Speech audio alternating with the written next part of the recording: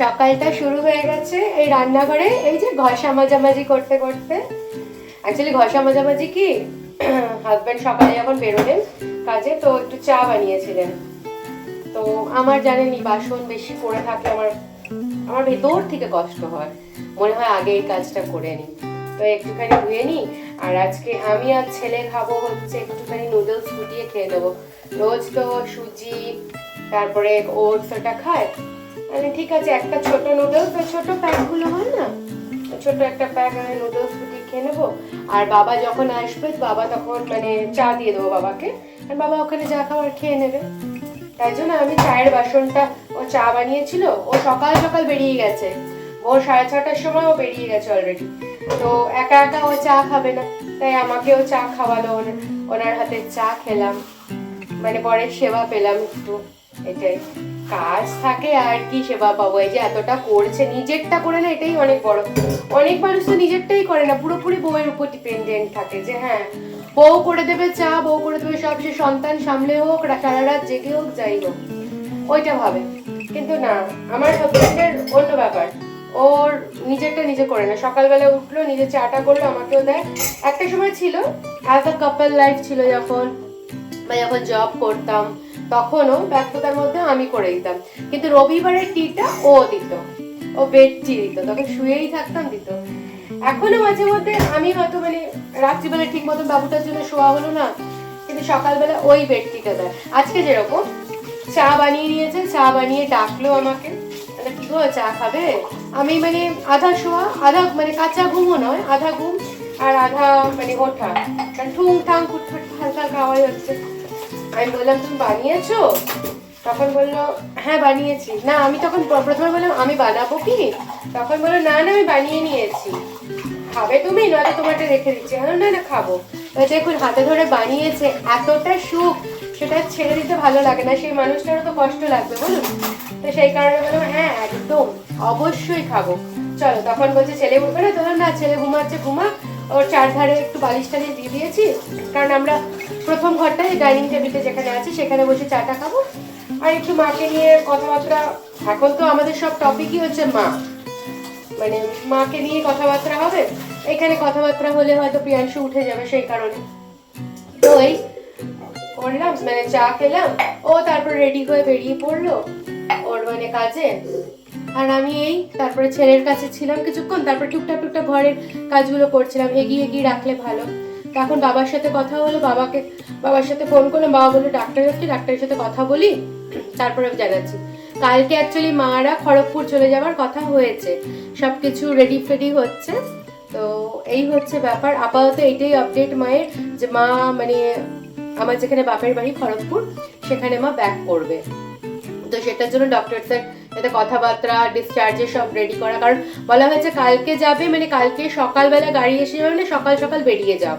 তো সেই কারণে আজকে সব কিছু করে নেওয়া, ডিসচার্জও করে নেওয়া, শুধু এটা বলে যে কালকে ছেলে আসবে তখন আমি মানে পেশেন্টকে নিয়ে যাব, তার আগে তো হবে না। এইটাই, চলুন এতটুকু আপডেট দিলাম। এরপরে বানাই, ছেলেরও টাইম হচ্ছে, অনেকক্ষণ খায়নি, ছোট্ট একটি বাচ্চা, ছোট্ট সন্তান, বুঝতেই পারছেন। আমি এবারে বানিয়ে ফেলি, স্টার্ট করি। এই যে 2 মিনিটস নুডলস ম্যাগি, বাট এটা না আমি আজ পর্যন্ত বুঝলাম না 2 মিনিটে হয় না, এই সময় ভালোই লাগে, কারণ একটু ভালো মতো না করলে পরে কেমন যেন লাগে খেতে। তো আমি জাস্ট এর মশলাটা দিয়ে একটুখানি সিদ্ধ করে নামিয়ে নেব, আলাদা কিচ্ছু করব না। সিম্পল যেমন করে ম্যাগিটা বানানো হয় সেম ওই প্রসিডিওরে বানিয়ে নিচ্ছি। জলটা ফুটে উঠেছে আর তার সাথে মশলা আর এটা আছে নুডলসটা আছে, ভালো করে সিদ্ধ করে নিচ্ছি, একেবারে গা মাখা মাখা করে প্লেটে নামিয়ে নেব। প্রিয়াংশু কি সুন্দর টাওয়ার বানিয়েছে, টাওয়ার উপরে ইন্ডিয়ান ফ্ল্যাগ ঝুলিয়ে দিয়েছে, ঝুলিয়ে দিয়ে এই যে উনি নিজে খাবেন। প্লেটটা একটু নিজের দিকে টানো, নয়তো পড়ে যাবে, নিজের দিকে, হ্যাঁ। আর স্পুন দিয়ে খাও, গরম লাগবে বাবাই, গরম আছে না। ফ্ল্যাগকে আমাদের নিচে ফেলতে নেই না সোনা, পায়ে যাতে না লাগে না, যদি পায়ে লাগে কি করতে হয়, নমো করতে হয়। ইন্ডিয়ান ফ্ল্যাগকে কি করতে হয়, রেসপেক্ট করতে হয়, তাই তো, রেসপেক্ট করতে হয় না। হ্যাঁ, ট্রাই করছে দেখুন চামচ দিয়ে খাবার, ঠিক আছে ট্রাই করুক, ট্রাই করতে করতে একদিন শিখবে, একদম শিখবে, তাই না প্রিয়া? এই সরি, তাই না প্রিয়াংশু? হ্যাঁ, ট্রাই করো বেটাই, ট্রাই করলে একদিন তুমি শিখবেই শিখবে। Very good. এই তো খাওয়া হয়ে গেল আমার আর প্রিয়াংশুর, এসে গেলাম রান্নাঘরে ভাত বসাতে। তো চাল নিয়ে নিলাম, যতটা দরকার ততটা চাল নিয়ে চালটা ভালো করে ধুয়ে নিয়ে এরপরে আমি ভাতটা বসিয়ে দেবো। জলটা নিয়ে, চালের জলটা নিয়ে কচলে কচলে ধুয়ে নিচ্ছি। বলে যে কচলে কচলে ভালো করে চালটা ধুলে পরে ভালো, তো জলটা নিয়ে নিচ্ছি যতটা দরকার। এবারে ভাতটা বসিয়ে দিই, ভাতটা বসিয়ে দিয়ে তারপরে আমার এখানে যে বাসনগুলো ছিল সে বাসনগুলো মাজতে স্টার্ট করি। কারণ এখানটা ক্লিয়ার থাকলে পরে কাজের না একটা এনকারেজ পাই, ভেতর থেকে একটা এন্থু আসে, হ্যাঁ এবারে এই কাজটা করবো, নয়তো জমা হতে থাকে। এরপরে আমি আলুটা এখানে ছিলে নিচ্ছি, আলু ভাজা হবে। আজকে সিম্পল ডাল ভাত আলু ভাজা করব। তো ডালটা প্রায় দিন মুসুর ডালটা কী করি, ওই নর্মাল সিদ্ধ করি। তো আজকে ভাবলাম একটু মায়েরও পছন্দ, আমার হাজব্যান্ডও পছন্দ করে। তো হাজব্যান্ড এখন নেই, ও রাত্রে আসবে, তো রাত্রেই খাবে পেঁয়াজের ডাল, মানে পেঁয়াজ দিয়ে ডাল। তো ওইটার জন্যই আমি আলু কেটে নিচ্ছি, পেঁয়াজের ডাল করব। তো পেঁয়াজও কেটে নিতে হবে, এর মাঝখানে আমি পেঁয়াজটাও কেটে নেব। আগে আলু ভাজার আলুগুলো কেটে নিই, আর একদিকে ডালটা সিদ্ধ বসিয়ে দেবো। আর একদিকে তো আমার ভাতটা প্রায় প্রায় হচ্ছেই, মানে আমি তো জানেনই 1 ফুট দিয়ে রাখি, তারপরে নেক্সট ফুটে আস্তে আস্তে ওটা হয়েই যায়, তারপর বন্ধ করে দিলে পরে হয়ে যায়। এতে না কি বলুন তো, গ্যাসটা প্রচুর বাঁচে। আমার লাস্ট মান্থে আমি দেখলাম মানে 1.25 মাস আমার গ্যাস চলে গেছে, একটা গ্যাস, এত রান্না হচ্ছে তাও চলে গেছে। এই মানে ভাতের জায়গাটা ওটা ম্যানেজ করি, খুব সুন্দর করে ম্যানেজ করি। তো আলু কাটছে, আর এদিকে দেখি প্রিয়াংশু কি করছে, দেখো গাড়ি চালাচ্ছ, পান্ডা গাড়ি, উলি বাবলি বাবলি বাবলি বাবলি উলি বাবলি বাবলি, কি সুন্দর দাঁড়িয়ে গেল, কি সুন্দর উলি উলি উলি উলি উলি, আচ্ছা আচ্ছা আচ্ছা আচ্ছা, ব্যাস কি সুন্দর কি সুন্দর। হ্যাঁ দাঁড়িয়ে গেছে, ও দেখলাম ধাক্কা মারলো নি তো, কি ভালো আমার ছোঁয়া না। প্রিয়াংশু বললো মামাম গ্রেপস দেবে না, বললাম হ্যাঁ বেটা দেবো, বলে দাও। তাই জন্য প্রিয়াংশুর জন্য আমি গ্রেপস বার করছি, নিজে থেকেই বললেন যে উনি গ্রেপস খাবেন। বিশাল ব্যাপার, বাচ্চা যখন নিজে থেকে বলে এটা বিশাল ব্যাপার, সত্যি বিশাল ব্যাপার। কারণ মাঝখানে তো মানে ফল খাওয়াই বন্ধ করে দিয়েছিল, সেখানেও নিজে থেকে বলছে, এটা আমার জন্য অনেকটাই বড় ব্যাপার। একটু মা খায় গ্রেপস, আর একটু প্রিয়াংশুর জন্য এনেছি গ্রেপস। দেখো না কি বলছে, কেন বাবা হাতটাকে বেঁধেছো, বাঁধে না তো, জলে ধুয়ে নি ভালো করে। ফল তো বুঝতেই পারছেন বাজারের ফল, ভালো করে কচলে কচলে ধুয়ে নেবো, তারপরে দেবো প্রিয়াংশুকে।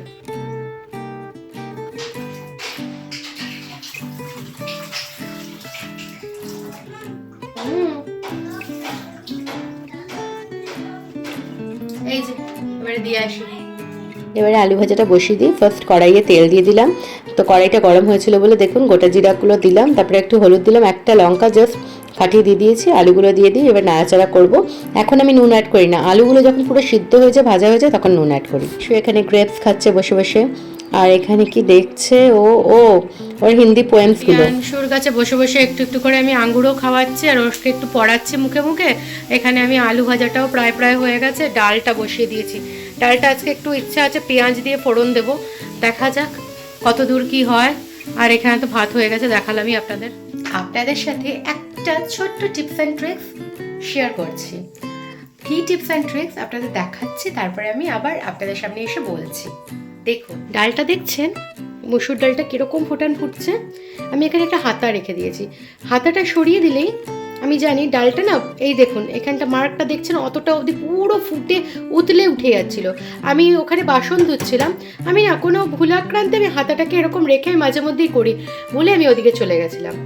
ডালটা অযথা নিজেই উঠতে আমি ওখানে বাসন মাজতে মাজতে দেখলাম পুরো ফুটছে, মানে ফুটে যাচ্ছে, ফুটে গিয়ে হাতাটা অবধি আসছে। ও কিন্তু বাইরে উতলে পড়ছে না, কোনো মতে উতলে পড়ছে না, কোনো মতে ওর উতলানোটা বাইরের দিকে নেই, মানে এতটা উঠছে। আপনি দেখুন আমার গ্যাসের ফ্লেম সেম জায়গায় আছে, গ্যাসের ফ্লেমটা সেম জায়গায় আছে, এটা এখানটাতেই হয়ে আছে। যেহেতু হাতা দিয়েছি, আমি এটা দেখলাম অনেকবার ইন্টারনেটে দেখেছি এই টিপসটা, যে এরকম কোনো একটা হাতা বা কিছু দিয়ে রাখলে পড়ে না। তো সত্যিই উতলালো না, যেমনকার সেরকমই আমি গ্যাসের ফ্লেমটা রেখেছি, ওটা নিজের উঠছে, আবার নিজেই এটা নামছে, এরকম হচ্ছে। জানি না আপনারা কজন এটা বিশ্বাস করবেন, বাট আমার সাথে এটাই হচ্ছে। আমি এটা দেখলাম। আর এটা যদি সত্য তাহলে তো খুবই ভালো, মানে এই মানে টিপস অ্যান্ড ট্রিক্সটা যদি সত্যি কাজ করে খুবই ভালো, তাহলে আমাদের খুব সুবিধা হয় না, তো ওই গ্যাসও নোংরা হয়ে যায়, খাটনিও বেড়ে যায়। আর পরে দিয়ে মানে পেঁয়াজের ডাল করব, বা পেঁয়াজের ডাল বলে আমার হাজব্যান্ড, তো সেটা করব। মুসুর ডাল তো দেখলেন হয়ে গেছে, কড়াই আমার গরম হয়ে গেছে, আমি তেল ঢালছি পরিমাণ মতো, তেল ঢেলে দিয়েছি, দেখুন গরম যে হয়েছে বোঝা যাচ্ছে। আর এই ডালটার জন্য 5 ফোড়ন দিতে হবে, 5 ফোড়ন দিলাম।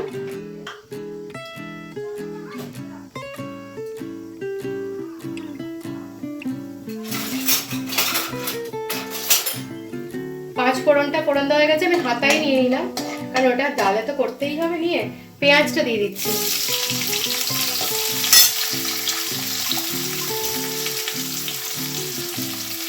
ভালো করে পেঁয়াজটাকে ভাজা করে নিচ্ছি, বেশ লালচে লালচে করে ভাজা করে নেবো। তারপর ডালটা ওটার মধ্যে দিয়ে দেবো, মানে সাঁতলে দেবো ডালটা। আজকে একটু অন্যরকম করলাম, একই রকম তো রোজ সিদ্ধ ডাল করি, তাই আলু ভাজা আর পেঁয়াজের ডাল আর ভাত। আমার হাজব্যান্ড আবার ভালোবাসে পেঁয়াজের ডাল, হাজব্যান্ড আর শ্বশুর মশাই, আর পেঁয়াজের বড়া, মানে মসুর ডাল ভিজিয়ে পেঁয়াজ দিয়ে একটু পেঁয়াজির মতন করতে হবে। আমার শাশুড়ি মা করেন অমনি, মানে করতেন অ্যাকচুয়ালি আগে, এখন তো বয়স হয়ে গেছে, খাওয়া দাওয়ার সব চেঞ্জেস হয়ে গেছে, আর এই পেঁয়াজের ডাল করবেন। চলুন এটা ভাজা হোক, লালচে লালচে হয়ে যাক, তারপরে ডালটা ঢালবো। পেঁয়াজটা প্রায় লাল লাল করে ভাজা হয়ে গেছে, এবারে এর মধ্যে ডালটা দিয়ে দিলাম। আপনার পারলে শুকনো লঙ্কাটাও ফোড়নে দেবেন। বাবা এসে গেছে হসপিটাল থেকে, বাবা এসেছে তাই আমি একটুখানি চা বসিয়েছি, চাটা একটু বানিয়ে নিই, কারণ সকাল থেকে চা খাইনি। মায়ের ডিসচার্জের জন্য সব কিছু রেডি করছিল, কালকে বেরিয়ে যাবে, হাজব্যান্ড যাবে, আর আমার কাকু ওখান থেকে গাড়ি পাঠাচ্ছে যে বাই রোড এসে যাবে। ওখানে একটা দাদা আছে, সুবল ওনার নাম, ও অক্সিজেনটা দেবে, সরি সুবল না সুভাষ, ও অক্সিজেনটা দেবে। বাস মানে অক্সিজেনটা গাড়িতে করে এসে যাবে, কাকুর গাড়ি করে। বাস কালকে মাকে নিয়ে আমার হাজব্যান্ড আর বাবা বেরিয়ে যাবে, তাই সব ডিসচার্জের ফর্মালিটিস কমপ্লিট করছিল। আর এই যে এখানে চা বানাচ্ছি। আপনারা কে এই অবেলায় চা খেতে চান এসে যান আমার কাছে, মানে 2 বাজে এখন, আমি চা বানাচ্ছি। কি করব বলুন, বাবা খাইনি সকাল থেকে, চা বললো। গেলাম প্রিয়াংশু আর আমার লাঞ্চ নিয়ে, ভাত, পেঁয়াজের ডাল আর আলু ভাজা। এরপরে ওকে খাইয়ে নিচ্ছি। বাবা চলে গেল যে এবার স্নান টান করে নেবে, বললাম বাসনগুলো ওখানে রেখে দাও। প্রিয়াংশু একটু আদর খেতে চাইলো, খাওয়ার আগে একটু আদর করে দিলাম, এবারে খাইয়ে নিচ্ছি। ওদিক থেকে না রোদটা প্রচুর আসছে বলে ঝাপসা ঝাপসা দেখা যাচ্ছে, খাইয়ে নিলাম। আর বাবাও ওখানে রেডি হয়ে খেয়ে নেবে বললো, এবারে বাবাকে ছেড়ে আসবো। শুভ সন্ধ্যা, সন্ধ্যা হয়ে গেছে, আমি রান্নাঘরে কাজ করছিলাম, উঠে প্রিয়াংশু উঠে কিছু খেয়ে নিল, বাবা এসেছে, আমি এখন যাচ্ছি বাবাকে নিয়ে আসতে। না তোমার বাবা না, তোমার দাদা, সেই বাবাকে দরজা খুলে দেওয়ার জন্য যাচ্ছি। সঙ্গে থাকুন, দেখতে থাকুন। আরেকটা কথা বলছি, কমেন্ট করবেন তো কে কোথা থেকে দেখছেন আমার ভিডিও বা আমার ব্লগ, ভালো লাগবে জেনে যে আপনারা কোথা থেকে দেখছেন আমার ব্লগ, আর কতটা ভালো লাগছে ব্লগটা সেটাও জানাবেন। আর রান্নাগুলো কেমন লাগছে সেটাও বলবেন। সাবেকি নর্মাল রান্নাই করি, খুব মানে অত্যাধুনিক করি না। হ্যাঁ আগে সময় পেতাম, করতাম, তো এখন তো পরিস্থিতি আপনারা জানেন যারা আমার রেগুলার ব্লগ দেখছেন। চলুন এখন যাই, বাবাকে। মুসুরির ডাল ভিজিয়ে রেখেছিলাম, ওটা বেটে নিচ্ছি ভালো করে, ডালের বড়া বানাবো তাই জন্য। এবারে এইদিকে একদিকে ভাত বসিয়ে দিয়েছি, একদিকে বাবার জন্য চা বসিয়ে দিলাম, দুটো করে নিচ্ছি আমি চা খাচ্ছিলাম, আর আমার পুত্র কি করেছেন দেখুন, আবার বলছি হয়ে গেছে আমার, দেখুন আপনারা দেখুন, সবাই দেখুন। এই বাড়িটা কার সোনা? এই যে ব্লগ দিয়ে যে বাড়িটা বানিয়েছে ওটা কার বেটা? তোমার। আমার? আমার বাড়িতে কে কে থাকবে? দাদা, দিদু, টোনা, মামা, দাদু ভাই, রামনি। বাবা? বাবা। আসল মানুষটাকে বলো, আমাদের হেড অফ দ্য ফ্যামিলি কে? বাবা। বাবা তো, বাবা তো থাকবে, বাবা না থাকলে পরে বাড়িতে আমরা কি করে থাকবো বলো?